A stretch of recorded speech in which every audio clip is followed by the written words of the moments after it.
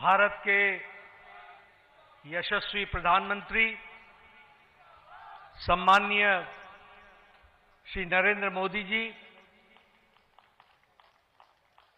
हम सबके बीच में उपस्थित मंच पर सभी पूर्व राष्ट्रीय अध्यक्ष आदरणीय राजनाथ सिंह जी, श्री अमित भाई शाह जी, नितिन गडकरी जी, हमारे चुनाव अधिकारी के लक्ष्मण जी, यहां उपस्थित संसदीय बोर्ड के सभी सदस्यगण, केंद्रीय मंत्रीगण, हमारे यहां पर उपस्थित सभी प्रदेशों से हमारे मुख्यमंत्री और उप मुख्यमंत्रीगण, प्रदेश अध्यक्षगण, प्रभारी, सहप्रभारी और देश भर के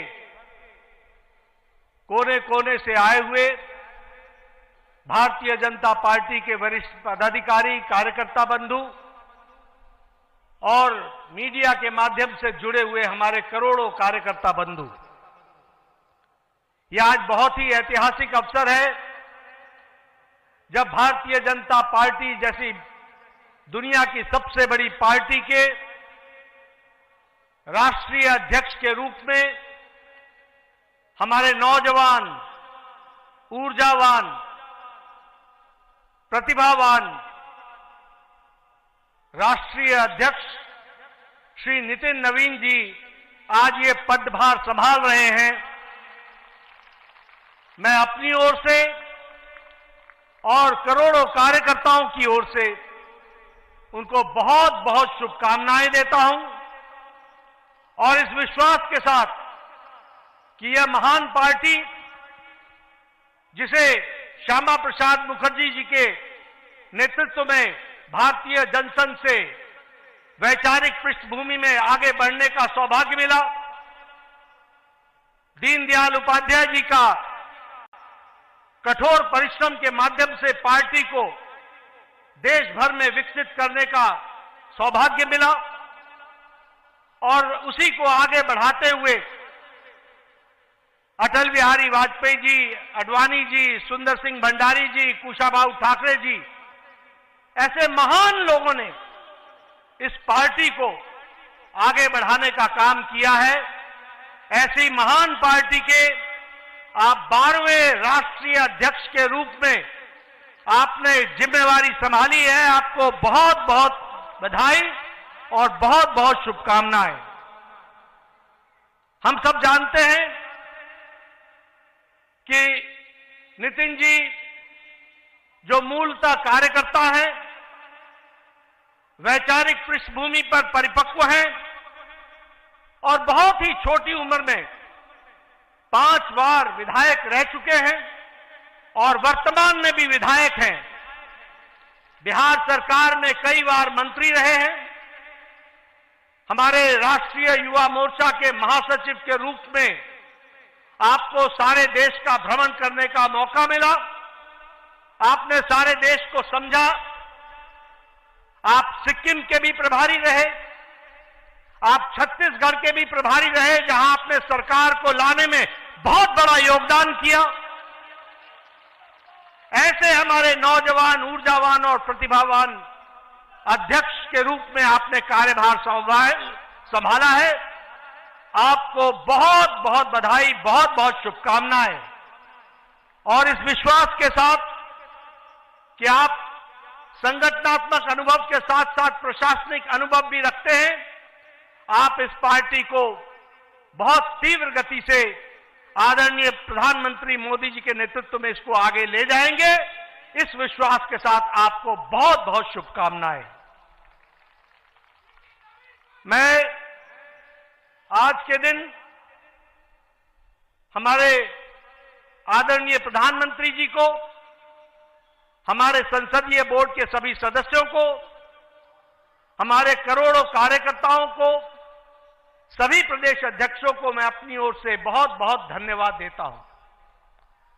मैं धन्यवाद इसलिए देता हूं कि आपने पार्टी को चलाने के लिए जिस ताकत के साथ पिछले वर्षों में मेरे साथ मिलकर काम किया और जो मुझे आपने ताकत दी और जमीनी स्तर पर सरकार के कार्यक्रमों को और पार्टी के कार्यक्रमों को जमीन पर उतारने में आपने जो सहयोग किया, इसके लिए आपको मैं बहुत बहुत धन्यवाद देता हूं।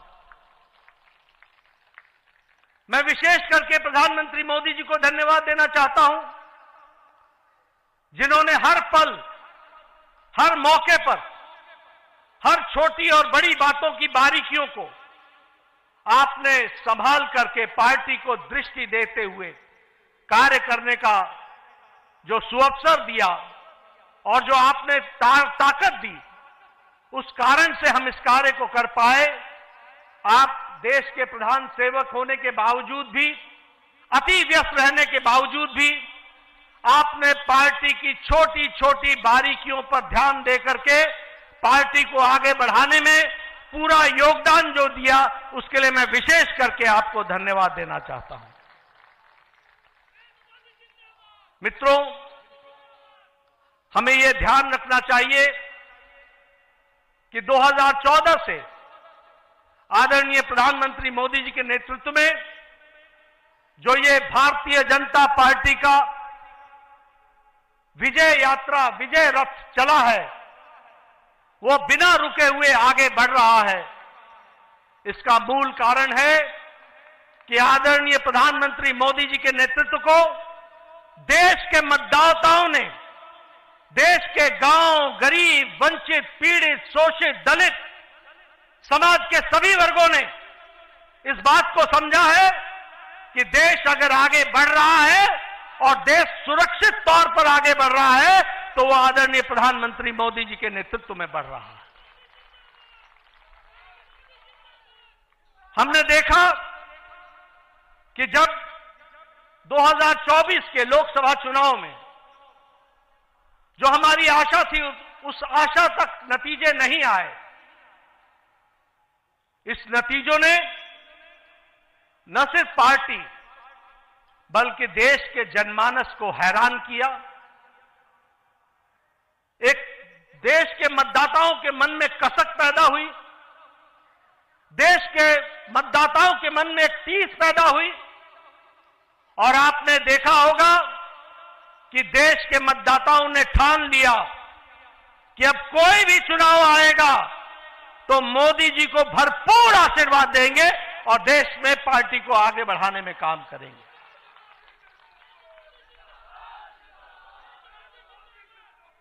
मुझे याद है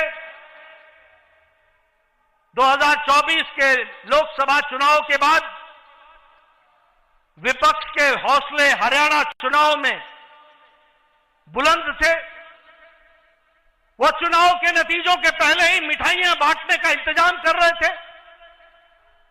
उनको यह मालूम नहीं था कि देश की मतदाताओं ने और हरियाणा के मतदाताओं ने तय कर लिया है, जो कभी ओवर कॉन्फिडेंस के कारण थोड़ी मोड़ी छोटी मोटी त्रुटि रह गई थी, उसको बाकायदा सूद समेत वापस देंगे और वह हरियाणा के चुनाव में उन्होंने करके दिया है।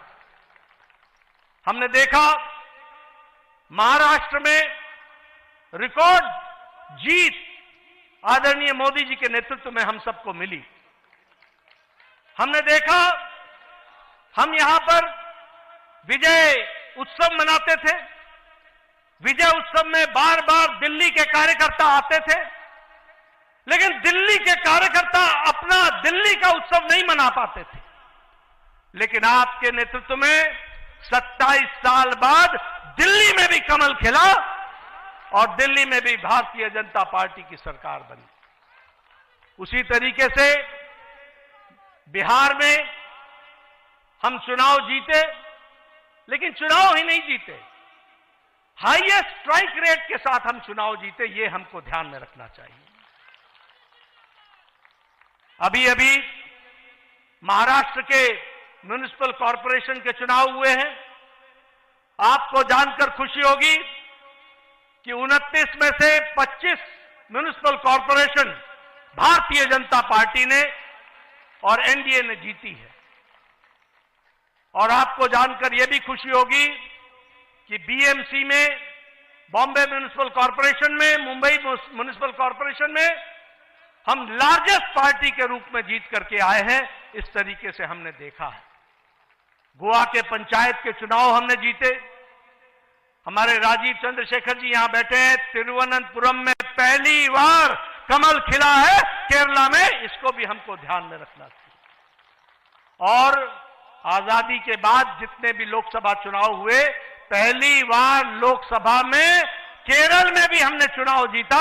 यह भी हमारे ध्यान में होना चाहिए। इसलिए प्रधानमंत्री मोदी जी के नेतृत्व में 2014 के बाद जो विजय रथ चला है, वो पूरी ताकत के साथ देश के मतदाताओं के आशीर्वाद के माध्यम से चलता हुआ आगे बढ़ रहा है और अब वो नितिन नवीन जी के नेतृत्व में आगे बढ़ेगा, यह विश्वास हमें है।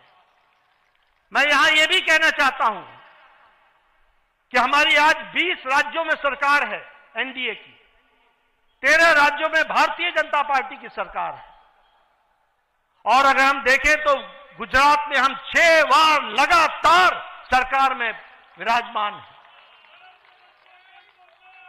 गुजरात में हम 4 बार से सरकार में हैं। हरियाणा में, गोवा में हम दूसरी बार, तीसरी बार सरकार बना रहे हैं। हम बिहार में, उत्तर प्रदेश में, महाराष्ट्र में, त्रिपुरा में, उत्तराखंड में, मणिपुर में, आसाम में हम दूसरी बार सरकार बना रहे हैं, बनाई हमने। यह हमको ध्यान में रखना चाहिए। इसलिए हम यह पूरे विश्वास के साथ कहना चाहते हैं कि आदरणीय प्रधानमंत्री मोदी जी के नेतृत्व में, नितिन नवीन जी की अध्यक्षता में भारतीय जनता पार्टी आने वाले समय में अब बंगाल में भी कमल खिलाएगी, बंगाल में भी कमल खिलाएगी। पुडुचेरी में और तमिलनाडु में हम सरकार बनाएंगे। असम में हम फिर से सरकार में आएंगे और केरल में भी हम अच्छे नतीजे देंगे। इस विश्वास के साथ हम आगे बढ़ रहे हैं। मैं आपके और प्रधानमंत्री जी के बीच में ज्यादा समय नहीं रहूंगा। आप सब लोग प्रधानमंत्री जी को सुनना चाहते हैं। मैं एक ही बात कहना चाहता हूं कि पिछले कुछ वर्षों में जो मुझे पार्टी ने जिम्मेवारी दी, मैं अपने सीमित जो हमारी कार्य करने की क्षमता रही, उसमें जो कुछ भी आप सबके सहयोग से कर सका, वह मैंने करने का प्रयास किया है। इस जिम्मेवारी को निभाते हुए अगर मैंने किसी के दिल को कहीं कुछ कहा हो जिससे चोट पहुंची हो, तो उसके लिए मैं क्षमा चाहूंगा। वह मैं अपनी जिम्मेवारी को निभाने के लिए मैंने कहा होगा। लेकिन आप सब लोगों ने जिस तरीके से पार्टी के लिए दिन रात मेहनत की है, उसके लिए मैं आपके माध्यम से करोड़ों करोड़ों कार्यकर्ताओं को बहुत बहुत धन्यवाद देता हूं कि उनके माध्यम से हम पार्टी को सफलतम तरीके से आगे बढ़ाने में सफल हुए हैं। और आगे नितिन नवीन जी पूरी ताकत से इस पार्टी को, इस महान पार्टी को, दुनिया की सबसे बड़ी पार्टी को आगे ले जाने में कोई कसर नहीं छोड़ेंगे। और हम सब लोग मिलकर उनका सहयोग करते हुए पार्टी को और नई बुलंदियों पर ले जाएंगे। और जो नई स्थान हमारे छूट गए हैं प्रदेश, वहां भी कमल खिलाएंगे। इन्हीं शब्दों के साथ बहुत बहुत धन्यवाद। जय भारत।